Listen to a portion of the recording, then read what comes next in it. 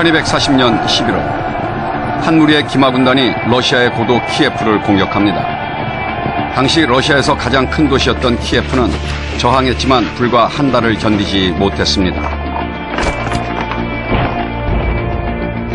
키예프 사람들은 난생 처음 보는 공성 무기들과 기마병들의 공격을 감당하지 못한 것입니다.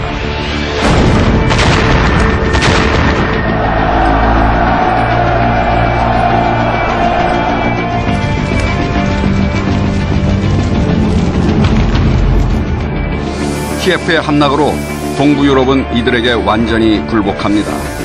이제 중부 유럽이 침입자들의 위협에 직면했습니다.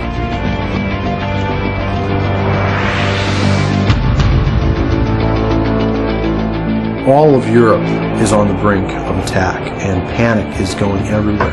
The people who had no history that they knew of could come in and defeat them. 키예프를 떠난 침입자들은 군대를 둘로 나누어 유럽으로 진격했습니다.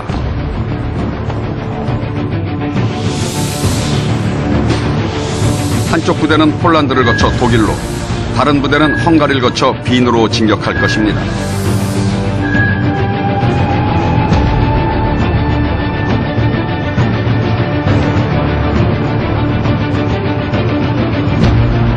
당시 유럽은 중세였습니다. 중세 유럽은 세계에서 가장 가난한 지역이었기 때문에 외부로부터의 침입을 거의 겪지 않았죠. 하지만 키예프 함락 이후 밀어닥친 난민들과 함께 무서운 이야기들이 쏟아져 들어왔습니다. 그리고 숨 돌릴 틈도 없이 침입자들이 따라왔죠. 유럽의 모든 도시와 왕국들은 최후의 심판을 떠올리며 공포에 떨었습니다. 유럽을 공포에 몰아넣은 존재는 사상 최초의 세계 제국 몽골이었습니다.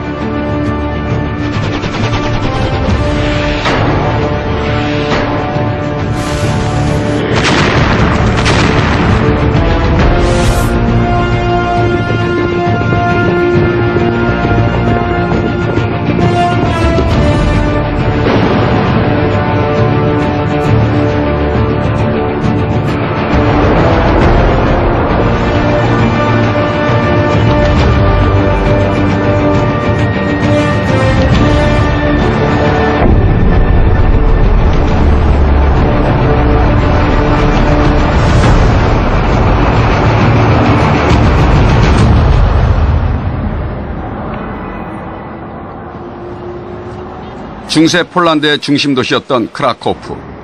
이곳에서는 지금도 800년 전 몽골의 침입을 매일 되새기고 있습니다. 성마리아 성당의 첨탑에 올라간 나팔수는 경고 나팔을 붑니다.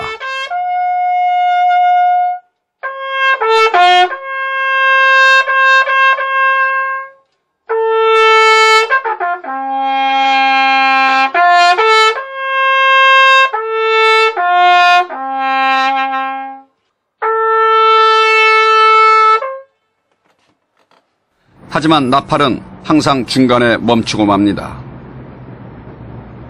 Tatarzy, gdy atakowali Gród Kraków, Hejnalista grał na alarm z okna i jeden z Tatarów strzelił strzałą Hejnaliście w krtań. Hejnal się urwał w północy, dlatego mamy urwany dalej Hejnal. 1241년 3월 24일 크라코프도 키예프와 같은 운명에 처했습니다. 채 한 달을 버티지 못하고 몽골군에게 점령된 것이죠.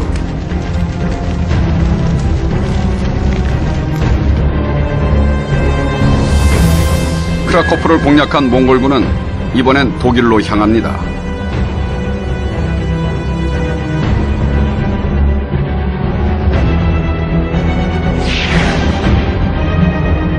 실레지엔 영주 하이니 2세의 지휘하에 독일과 프랑스 연합군이 몽골군에 맞서 싸웁니다.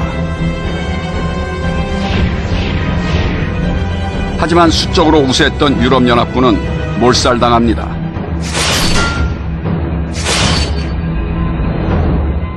며칠 후 독일 기사들을 몰살시킨 전술이 헝가리에서 되풀이되었습니다.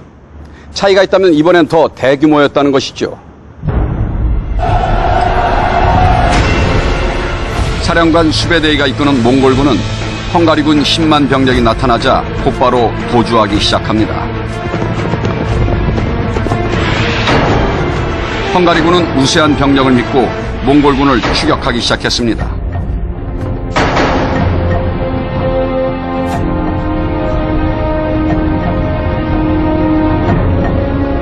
수베대인은 며칠 동안 퇴각하다가 모히 평원에서 전투하기에 이상적인 지형을 만났습니다.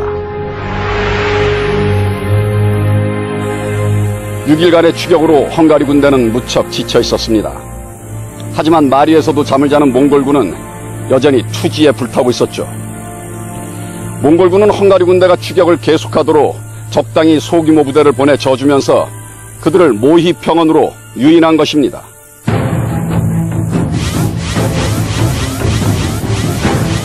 (1241년 4월 10일) 드디어 전투가 시작되었습니다. 헝가리군 10만 대 몽골군 5만. 이 전투에서마저 패한다면 유럽은 더 이상 몽골을 막아낼 방법이 없었습니다. Because they had more familiarity with the nomads, had a better plan of how to fight. Their plan was not to get into an open field and fight the Mongols.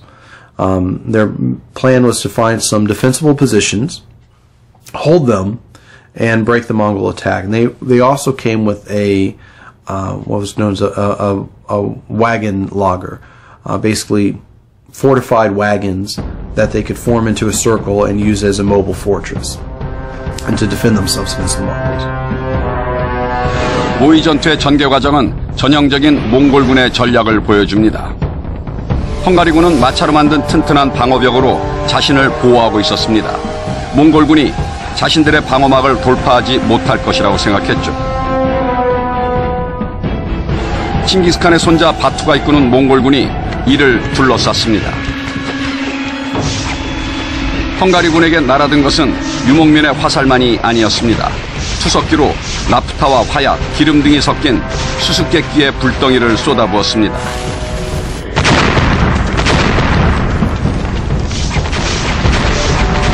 헝가리군은 필사적으로 저항했습니다. 하지만 미지의 불덩이들은 헝가리군을 공포에 빠뜨렸습니다.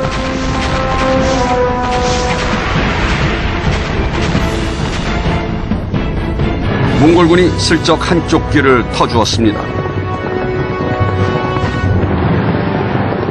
And many of the Hungarians began to panic because they've all heard the stories about the Mongol attacks, not only from the Kipchak refugees who've come through, but also from other people. So they're getting nervous, and they see this line and the fact that the Mongols are now surrounding them. They're trapped, and they panic, and a few of them escape through that gap, and this leads to a few more trying it, and soon everyone's fleeing through the gap. But the problem is, it's a trap. 몰입군이 사냥감을 몰듯이 몽골군은 그들을 사지로 몰았습니다. 숲 너머엔 사령관 수베대의 몽골군이 기다리고 있었죠.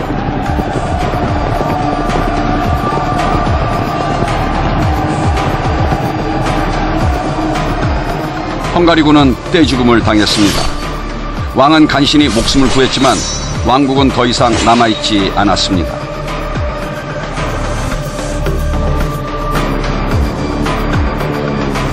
The Mongol victory in Poland against the German and Polish knights, and 2 days later their victory in Hungary against the best of the European knights of Western Europe, that victory crushed the medieval world. It broke the knighthood.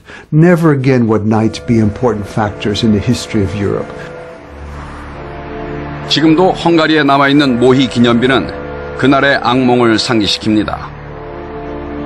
몽골군은 헝가리를 약탈하고 초토화시켰습니다.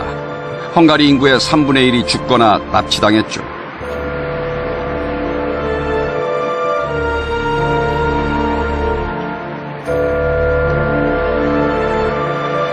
When the Mongols want to move quickly, they can cover over 100 miles a day on horseback, which is unheard of. The average army, even going into World War II, could really only move about 20, 30 miles a day. But the Mongols will send out riders who go a lot faster than that. And so Buda and Pest fall, they're sacked, all of Hungary's being destroyed. The peasants are cut down. They go into hiding into the forest.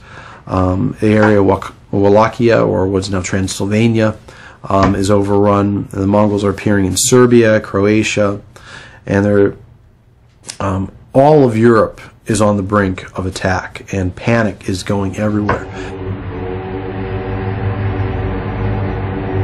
1241년 몽골의 승리 이후 유럽 전역에 일식이 일어났습니다.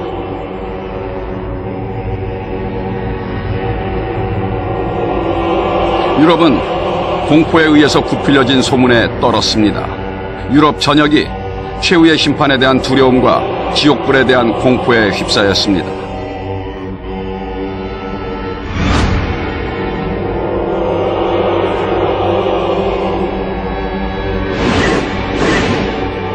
The rumor was, and it was to some extent true, that they laid waste completely to any city that they came to, and that they would rape all the women and destroy the city and kill all the men. So, I mean, they were regarded as the most fearful army you could possibly imagine in your nightmares. A popular story was that with pregnant women, they would cut them open and take the baby out, and things like that. But this would also help spread the idea that the Mongols were the scariest thing that anyone's ever met. And in Europe, the Mongols were seen not so much as human, but a force of nature or a punishment sent by God for their sins. 몽골군은 이런 소문을 오히려 조장했습니다. 싸우기 전에 적의 길을 꺾어놓기 위해서였죠.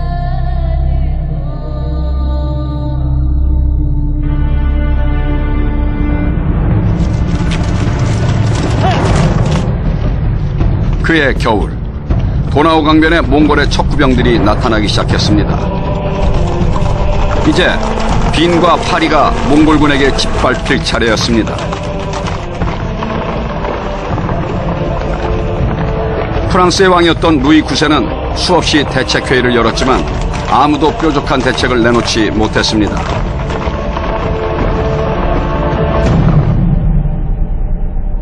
그런데 이해할 수 없는 일이 일어났습니다. 더 이상 몽골군에 대한 소식이 들리지 않은 것입니다. 마치 거짓말처럼 몽골 군단은 유럽에서 자취를 감추었습니다. 어디로 간 것일까요? It was because the great Khan had died. They had to go back to their homeland and retreat completely. And that's an extraordinary phenomenon in Mongol history, that you can say, well, there they are, ruling everywhere, from the Persian Gulf and into Hungary and across to China. But if the central ruler dies, you retreat to your homeland and have to discuss and re-elect another. And, within an instant, this terrible fear is dissipated overnight. And it must have been quite baffling, again, to the people of Vienna, who see them at their gates, and then suddenly they've gone. 이렇게 몽골의 유럽 침공은 끝났습니다. 유럽인들이 신에게 감사 기도를 올렸죠. 하지만 유럽 침공 과정에서 보여준 몽골군의 전투 능력은 가공할 만한 것이었습니다. 유럽인들에게도 깊은 인상을 남겼죠.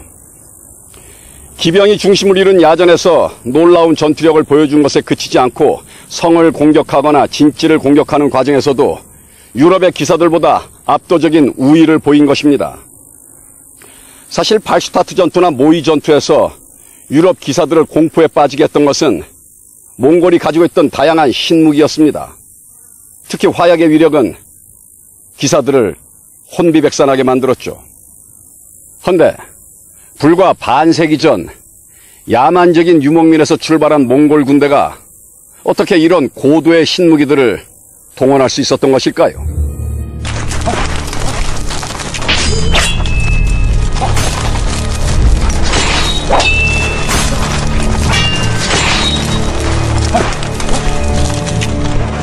(1241년) 몽골군의 침입에 대비해 외곽을 순찰하던 빈의 군대는 소규모 몽골군과의 전투에서 몽골군 장교를 한 사람 생포합니다.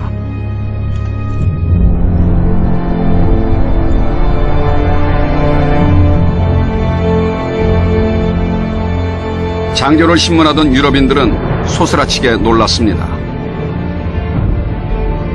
그는 영국인이었습니다. 기록에 따르면 영어뿐 아니라 아랍어와 몽골어를 할 줄 아는 지식인이었죠. It's a great mystery exactly who he was. Some people have done research and they believe that he was one of the Englishmen who had helped force the English king to sign the Magna Carta, and then he had fled. How he ended up in the Mongols' army is a little uncertain, but he could have gone to the Middle East and been fighting against the Arabs. He could have been captured by the Muslims, and perhaps he either escaped or was sold to the Mongols. It's unclear how he ended up in the Mongolian army, but he seemed quite loyal to the Mongolians. Mongolians used people from all countries that they conquered. The Englishman is one good example of how the Mongols were able to attract some of the best talent of their era. 몽골 군대는 그저 몽골인만으로 구성된 군대가 아니었습니다. 칭기스칸이 정복한 모든 나라의 군대가 함께 참여한 연합군이었죠.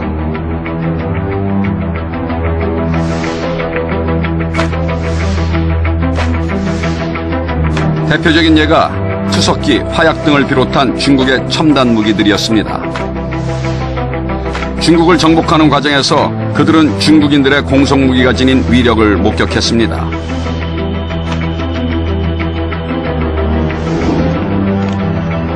초원에서의 전투 방식으로는 성을 함락시킬 수 없었죠. 그들은 자신들의 전투 방식만을 고집하지 않았습니다. 몽골군은 중국의 공병들을 적극적으로 받아들이기 시작했습니다. 1258년 이슬람 최대의 도시인 바그다드에 대한 몽골의 공격이 시작되었습니다.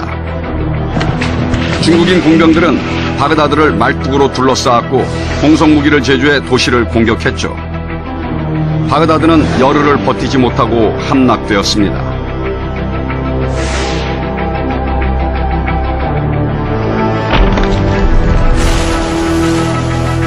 1268년에 시작된 남성과의 전쟁에서는 반대로 아랍 출신 기술자들이 활약했습니다. 남성은 견고한 성이 많아 몽골에게 정복하기 힘든 지역이었습니다. 하지만 몽골은 흰식 투석기인 회회포로 남성의 요새들을 함락시키죠. 이때 새롭게 등장한 회회포는 몽골군에 속한 아랍인 기술자들이 만든 것이었습니다.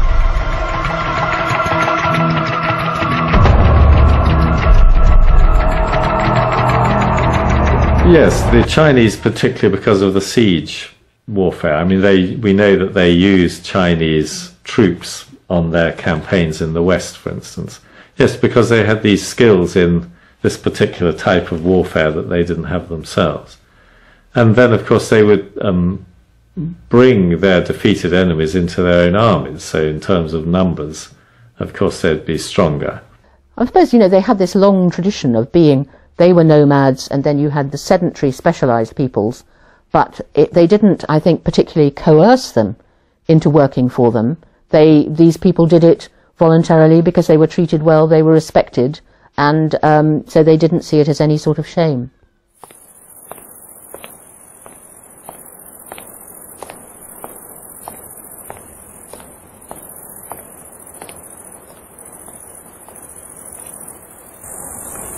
초원의 가난한 유목민에 불과했던 몽골족을 세계에서 가장 앞선 기술력으로 무장시킨 힘은 결국 관용이었습니다. 그리고 그 관용을 몽골 제국에 뿌리내리게 한 장본인은 제국의 창업자 칭기스칸이었습니다.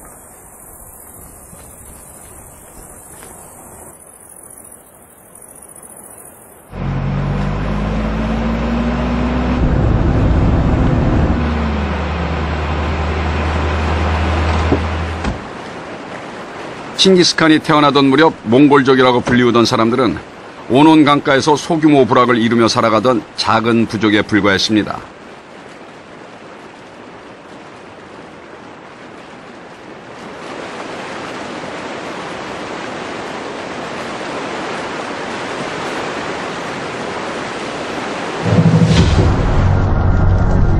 당시의 몽골은 약육강식의 세상이었습니다. 부족 간에는 전쟁이 끊이지 않았고 패배한 부족은 승리한 부족의 노예가 되었습니다. 몽골 비사는 당시 상황을 이렇게 묘사합니다. 별이 있는 하늘은 돌고 있었다. 여러 나라가 싸우고 있었다. 제자리에 들지 아니하고 서로 빼앗고 있었다. 흙이 있는 대지는 뒤집히고 있었다. 모든 나라가 싸우고 있었다.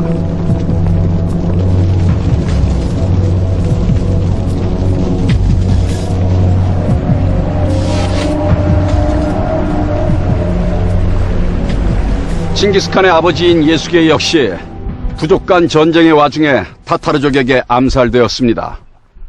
9살의 어린 칭기스칸은 고아가 되었죠.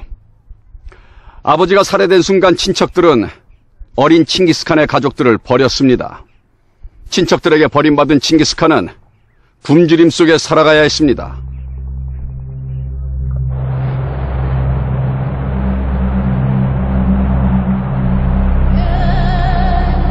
지금도 몽골의 겨울은 혹독합니다. 기온은 영하 40도를 오르내리고 사람과 가축들은 모든 활동을 중지하고 겨울을 견뎌냅니다. 여름에 준비한 식량은 곧 바닥이 드러납니다. 가축을 가진 유목민들도 견디기 쉽지 않은 몽골의 겨울을 칭기스칸은 아무것도 없이 버텨야 했습니다.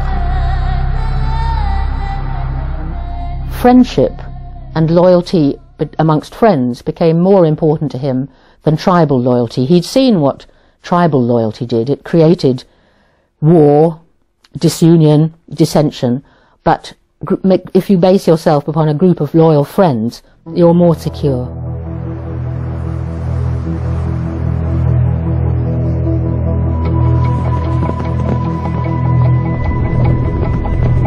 고난에 찬 어린 시절은 그에게 명확한 교훈을 남겼습니다. 초원에 처음 등장한 이후 대제국의 칸이 될 때까지 그는 이 원칙을 철저히 지켰습니다. 그 원칙은 혈연이나 종교, 민족이 아니라 능력과 충성심만으로 인간을 평가하는 것이었습니다. 이것은 당시 몽골 초원의 관행과는 완전히 다른 혁신적인 사고방식이었습니다. 혈연 관계에 의존하지 않고 다른 부족을 받아들이는데 아무런 거부감을 보이지 않았던 칭기스칸의 방식은 타타르족의 정복 과정에서 선명하게 드러납니다.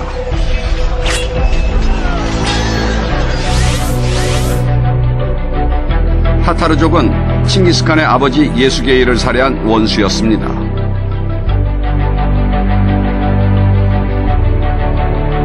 (1202년에) 있었던 타타르와의 전쟁은 칭기스칸에겐 복수를 위한 전쟁이기도 했죠. 칭기스칸은 결국 승리합니다. 아버지의 원수이자 몽골 초원 최대의 강적이었던 타타르족이 그에게 무릎 꿇은 것입니다. 초원의 관행에 따른다면 이제 타타르족은 모두 노예가 될 것입니다.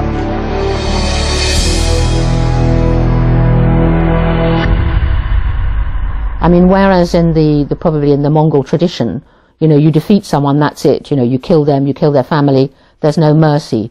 He would sometimes be extremely merciless, but he was also always very ready to accept defectors, and he looked after children of soldiers who he considered brave.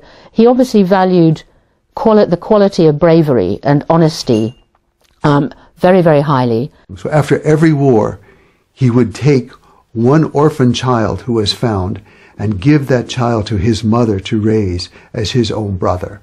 So Chinggis Khan set a very good example to the Mongol people. We will kill our enemies, but we will always be kind to those people who are powerless. 네, 전쟁에서 패배한 부족민들은 노예가 되지 않았습니다. 살아남은 자들은 몽골족으로 받아들여졌죠. 현대적으로 표현하자면 전쟁에서 패한 사람들에게 완전한 시민권을 부여한 것입니다. 하나의 부족을 정복할 때마다 한 명씩 칭기스칸의 새로운 형제가 생겼고 몽골족은 더욱 커졌습니다.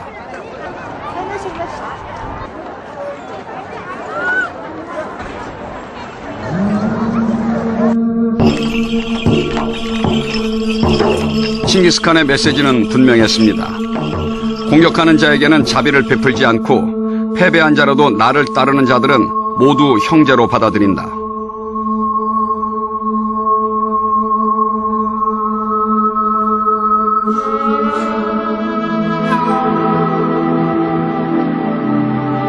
결국 칭기스칸은 몽골 초원의 새로운 강자로 떠오릅니다. 아버지를 잃고 추위와 굶주림에 시달리던 고아 소년을 몽골 초원의 강자로 키운 것은 바로 패자에 대한 관용이었습니다. 하지만 승승장구하던 칭기스칸에게도 결정적인 패배의 순간이 찾아옵니다. 양아버지인 옹칸에게 배신을 당한 것이죠.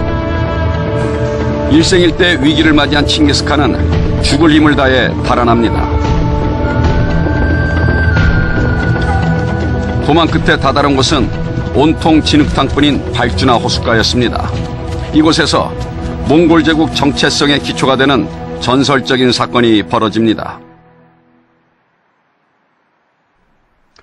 삼국지에 유비, 관우, 장비가 의형제를 맺은 도원결의가 있다면 칭기스칸에게는 발주나 맹약이 있습니다. 칭기스칸 곁에 남은 부하들은 고작 19명뿐이었습니다.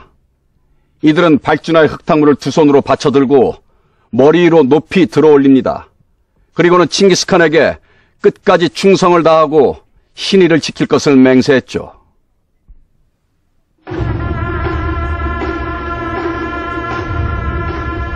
이 19명을 살펴보면 칭기스칸이 만들어낸 집단이 어떤 성격을 가지고 있었는지를 잘 알 수 있습니다. 칭기스칸이 모든 것을 잃은 최악의 상황에서 끝까지 그의 곁에 남은 동지들은 친족들이 아니었습니다. 심지어 몽골족도 아니었죠. 같은 몽골시족 출신은 동생인 카사르뿐이었습니다. 이들은 칭기스칸과 종교도 달랐습니다. 이들의 공통점이라고는 최악의 순간에 칭기스칸과 함께 있었다는 사실 하나뿐이었습니다.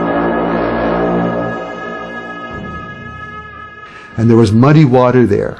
And he took those men and he gave them a speech and he said to them, "We will drink this muddy water. Let us drink this as a bond between us." And there were people there from every different tribe. There were Muslims and Christians and Buddhists. They were all there. And those men became the basis of his army. And from that handful of men who drank the muddy water of Balchuna, he was able to gather once again an army. Once again he was able to march against his foe and defeat him. 충성을 맹세한 19명 속에 몽골 초원 전체가 있었던 것입니다. 이것은 칭기스칸이 얼마 후 건설하게 될 새로운 사회를 상징했습니다.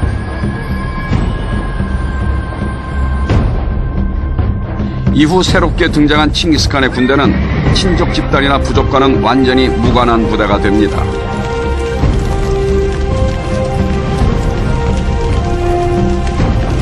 십진법의 기초에서 체계적으로 조직된 새로운 군대가 몽골 초원에 등장한 것입니다.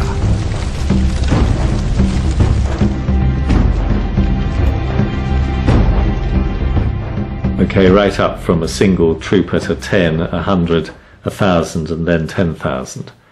And these were fairly standard idea. I mean, to have the army organized in units like that. But as I said, the important point about it was that they were a mixture of people from different tribes. Is that because he was also restructuring Mongolia so that everyone became a Mongol. You would no longer be this tribe or that tribe. Everyone would be a Mongol. Now, those people who always fought with him would remain in their own units of 10, 100,000, so on. 싸울수록 숫자가 늘어가는 칭기스칸의 군대를 경쟁자들은 결코 이길 수 없었습니다. 칭기스칸은 결국 몽골 초원을 통일하는 데 성공합니다.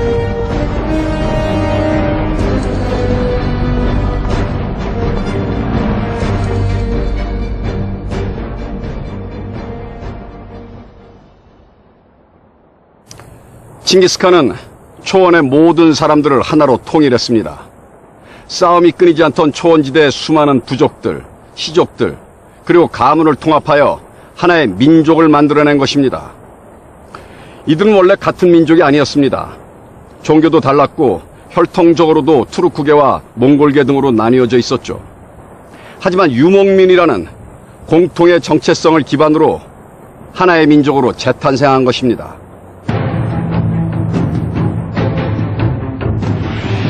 다양한 부족과 문화를 받아들이는 칭기스칸의 관용적인 자세는 그의 후계자들에게도 계속 이어졌습니다.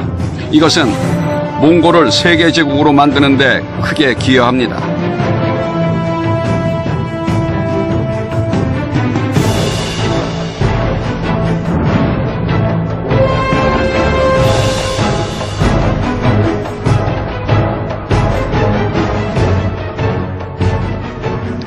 다시 1242년 유럽으로 돌아가 보죠. 유럽을 공포에 몰아넣었던 몽골인들이 사라지자 유럽인들은 궁금증에 휩싸입니다. 몽골군은 용도 훈련시켜 데리고 다닌다는 소문처럼 유럽인들에게 몽골은 너무 막연하고 두려운 존재였습니다. 프랑스 국왕 루이 9세는 몽골인들이 왜 돌아갔는지, 혹시나 다시 돌아오지는 않을지 알아볼 필요를 느낍니다.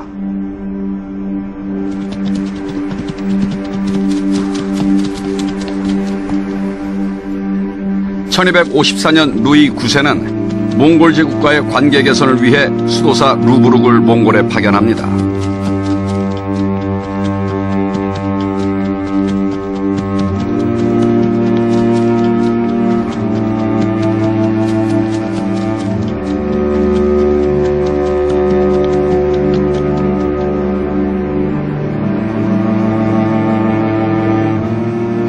He was both a diplomat but also a spy. The idea was he was going to return to France and inform the French king of how the Mongolians organized their army, what the Mongolians wanted, what the Mongolians thought, how they lived.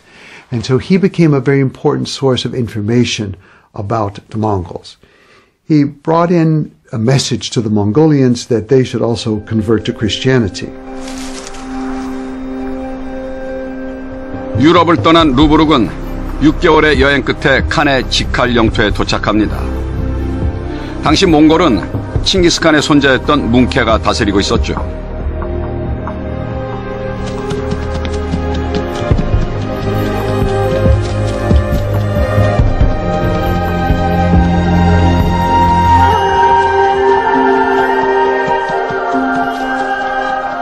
그가 당도한 땅은 초원위에 세워진 제국의 수도 카라코룸이었습니다.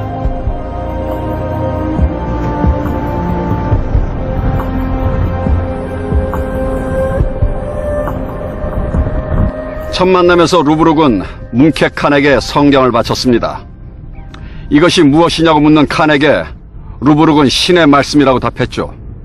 그러자 칸이 대답했습니다. 신이 인간에게 5손가락을 주신 것처럼 인류가 행복을 추구하는 여러 가지 방법을 주셨다. 너희들에게는 경전을 주셨고 우리에겐 예언자를 주셨다.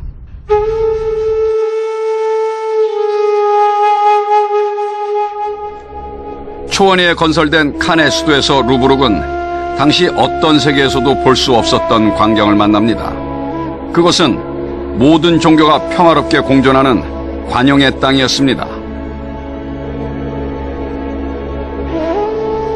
남서쪽에는 칸의 궁전이 있었고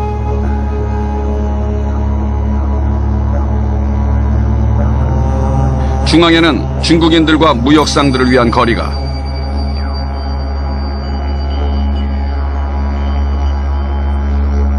북쪽엔 무슬림의 거주지가 있었습니다. 그리고 이곳을 지나면 기독교인들을 위한 교회가 북쪽 끝에 자리 잡고 있었죠. 교회에 가기 위해 무슬림 거리를 지날 때는 십자가와 깃발을 들고 갔습니다. 어떤 종교적 탄압도 존재하지 않았습니다.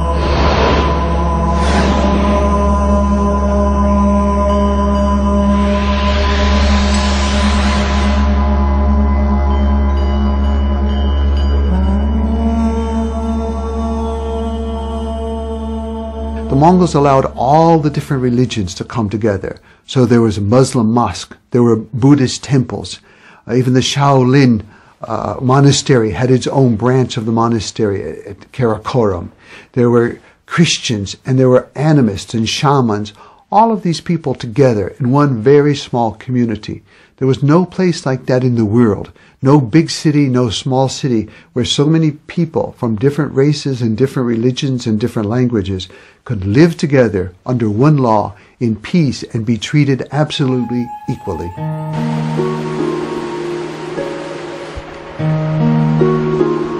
칸을 아련하기 위해 궁전에 도착한 루브르크는 놀라움을 금치 못합니다. 그가 생각하지 못했던 이국적인 모습이었습니다. 압도적이고 특이한 양식이었죠.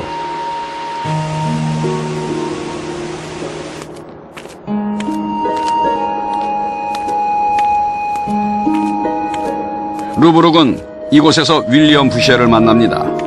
파리 출신의 금세 공장이 부셰는 몽골군이 헝가리를 침공했을 때 납치당했습니다.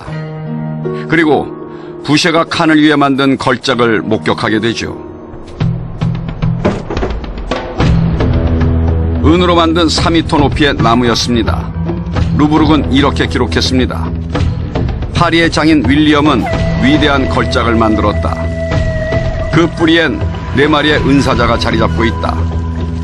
도금한 뱀이 나무를 휘감고 있었다.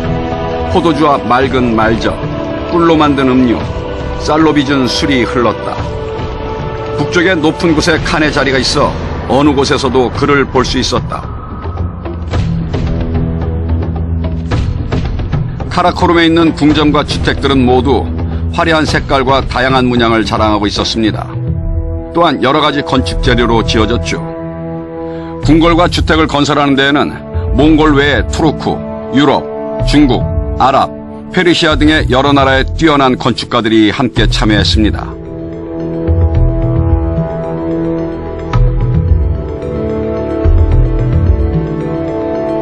루브르크는 뭉케칸의 궁전에서 많은 유럽 사람들을 만났습니다. 헝가리 여자, 그녀와 결혼한 러시아 건축가, 파리 출신 금세공인 등 이들 모두가 카라코룸에서 평화롭게 살고 있었습니다. Today is nothing. We jump on a plane and travel. In those days, if you were moved to another part of the empire, that was it. You would never go home. So you had to make a new home for yourself. And this is the people of Karakorum, the same thing. No way, they couldn't go home. They had to make a new life. And that's what the city was composed of. A lot of emigrants, people striving to become part of this new dynamic empire. They were exciting times.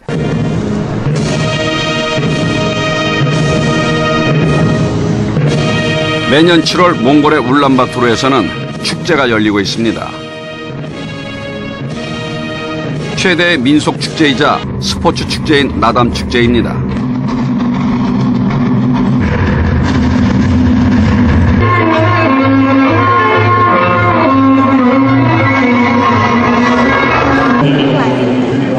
예나 지금이나 가장 인기 있는 종목은 씨름이죠. 이국의 문화에 관용적이었던 카라코룸에서는 씨름 시합을 열듯이 종교 토론이 자주 열리곤 했습니다. 다양한 종교인들이 토론에 참여했습니다. 물론 루브르크도 토론에 참석했죠. 3명의 심판은 기독교, 이슬람교, 불교에 속했습니다. 몽골의 평원에서 서로의 교리를 자유롭게 논박합니다. 폭력이나 권위가 아닌 오로지 말과 논리만으로 말이죠.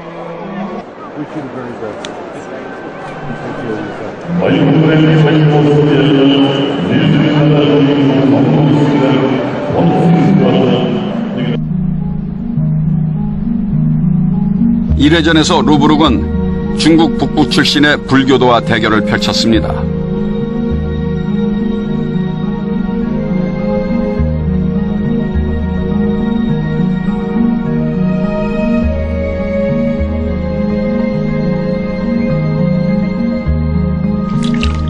씨름 시합의 한 회가 끝날 때마다 선수들이 마유주를 마시는 전통에 따라 토론자들도 한 회가 끝날 때마다 마유주를 한 사발씩 들이켰죠. 경쟁자들의 토론이 거듭됐습니다. 서로를 납득시키지 못하고 술기운이 오르자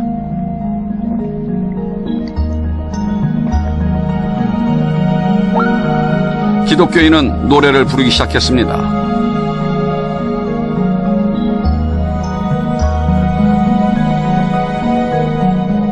노래를 부르지 않는 무슬림은 이에 맞서 코란을 큰 소리로 암송합니다. 불교도는 말없이 명상에 들어갔죠. If you think about the rest of the world at the time Karakorum was the capital of the Mongol Empire, It was very rare that religions of different kinds were together in the same city.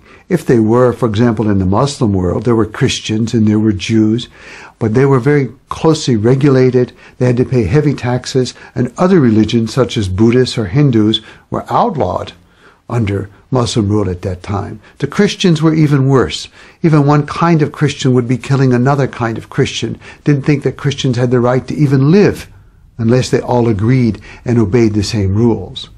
So for people of these very intolerant religions to come to Karakoram and see that Muslims had to talk with Christians, Christians had to talk with Buddhists, and Buddhists had to talk with Taoists, it was a revolutionary religious spirit. 같은 시기에 이슬람과 기독교 국가에서는 종교적 탄압을 국가의 공식적인 정책으로 내세웠습니다. 1255년 교회는 이단으로 의심되는 사람들을 고문해도 좋다고 허락했습니다. 마녀 사냥이 유럽을 또 다른 공포로 몰아넣었습니다. 루브르기 목격한 것은 종교적 관용만이 아니었습니다.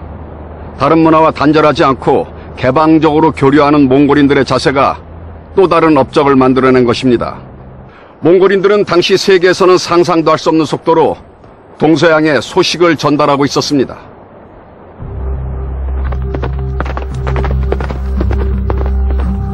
극동에서 유럽까지 불과 열흘 안에 소식을 전할 수 있었습니다. 20세기까지 불가능한 속도였습니다.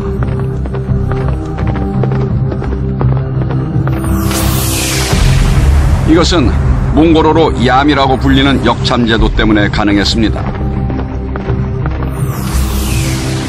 전 세계가 처음으로 하나의 그물망으로 이어졌습니다.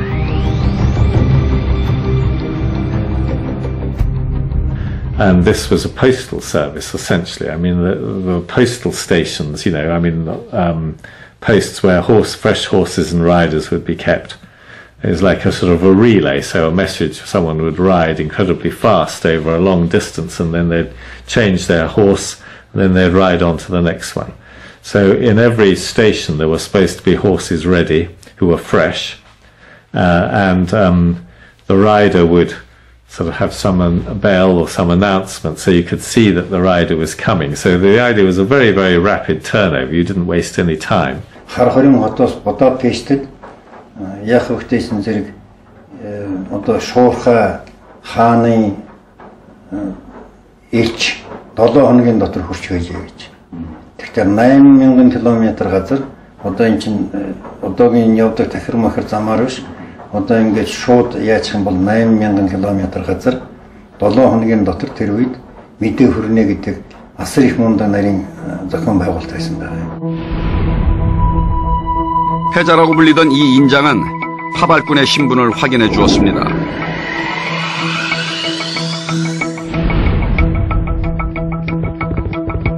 몽골 제국 전체의 약 20만 마리의 말이 여행자들을 위해 대기하고 있었습니다.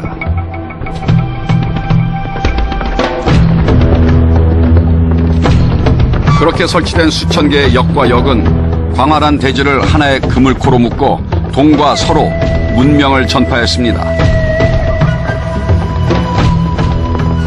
서아시아의 천문학과 역법, 수학, 지도학 등이 동아시아에 소개되었고 중국의 인쇄술, 화약과 화기, 나침반 등 첨단 기술이 아랍과 유럽에 전파되었습니다.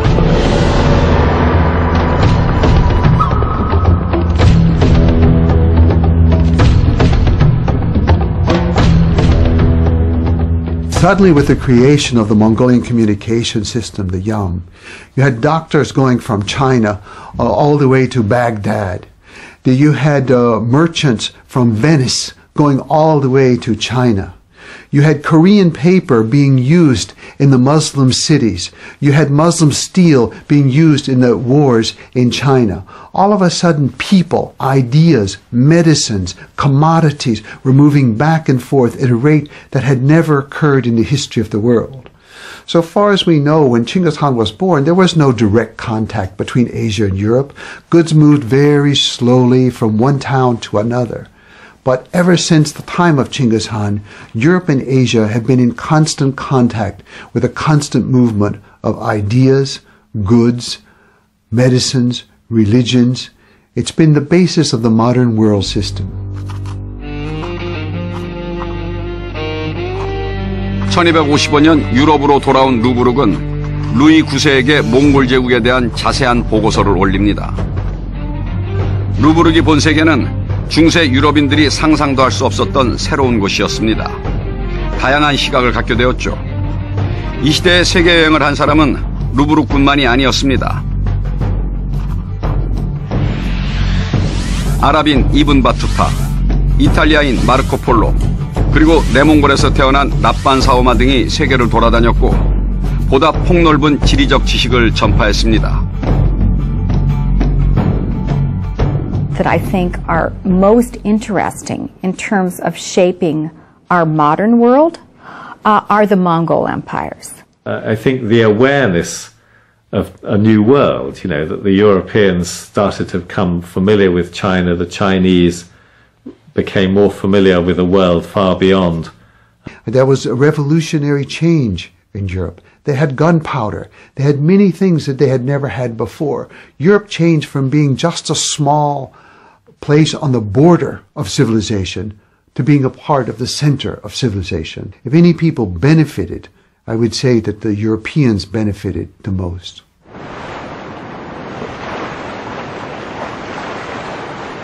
역사상 가장 방대한 영토를 지배했던 몽골 제국. 칭기스칸의 관용은 제국 건설의 강력한 수단으로 작용했습니다. 문명의 전달자를 자처한 몽골을 통해 유럽은 잠에서 깨어납니다. 최초의 세계화가 탄생합니다. 처음으로 안전하게 다른 세계로의 여행을 가능하게 했던 몽골의 대여행 시대는 이제 바야흐로 대항해 시대를 열게 됩니다.